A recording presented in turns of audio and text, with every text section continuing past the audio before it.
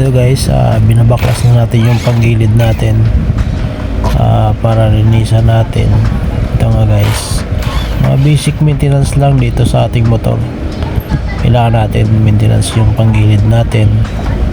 Ito nga guys, babaklasin natin panggilid natin. Dito guys, napaka basic lang magtanggal ng ating tornilyo. Lalo't na may impact wrench ka, napakadali lang pag may impact wrench ka. Napaka basic lang magtanggal ng mga tornilyo.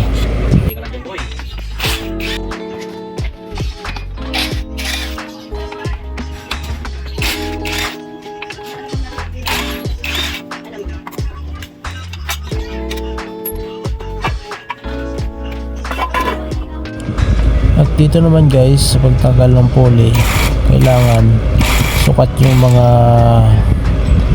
socket natin sa tornilyo at baka bumilog. Ganun din sa clutch wheel natin, kailangan sukat yung socket natin sa mga tornilyo. Iwasan natin bumilog yung tornilyo ng ating pulley at saka bell guys.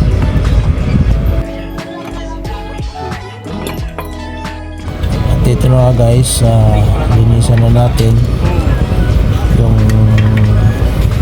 panggilid natin. Kailangan malis natin yung mga langis-langis dyan sa panggilid. Ayun na nga, malinis na natin lahat yan, lahat ng panggilid natin, clutch bell, pulley, saka drive piece, lahat guys, torque drive. Yan, malinis na lahat yan. Ikabit na lang natin lahat yan, asimbol na lang natin lahat.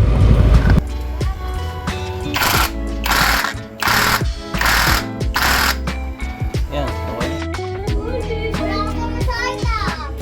At dito guys, kakabit na natin yung torque drive natin. Kailangan lagyan natin ng langis dyan sa loob, grasa.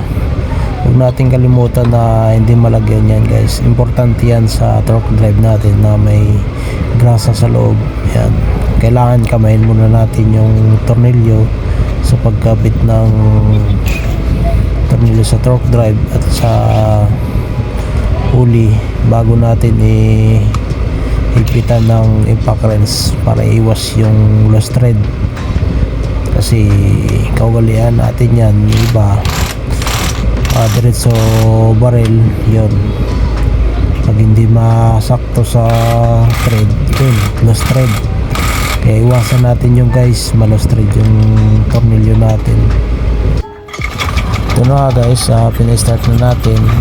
Since natin hindi pa nakabit yung air filter natin kaya maingay, pero goods yan. Okay naman yung pagkalagay natin. Basic lang mga sa maintenance ng motor natin. Yun lang, goods. At ito na nga guys, isasara natin panggilid natin. Sa paglagay naman ng tornilyo guys, kailangan kamayin muna natin bago natin barilin ng impact wrench para iwas loose thread tayo. Kasi mayroon mekaniko na diretso barrel, yan, hindi nagtugma yung thread, yun, loose thread, gastos, diba? Kaya mas maganda bago ikabit yung tornilyo, kamayin muna natin bago natin barilin ng impact wrench para iwas gastos. Yan, ganun lang, basic lang naman guys.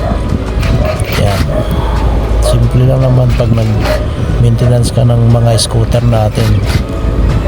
Kailangan maintenance natin sa paglinis ng panggilid, change oil. Yan, okay na guys, tapos na. Sana guys makatulong yung video na to sa mga baguhan gaya ko, yung mga basic maintenance sa panglinis ng panggilid ng motor, change oil.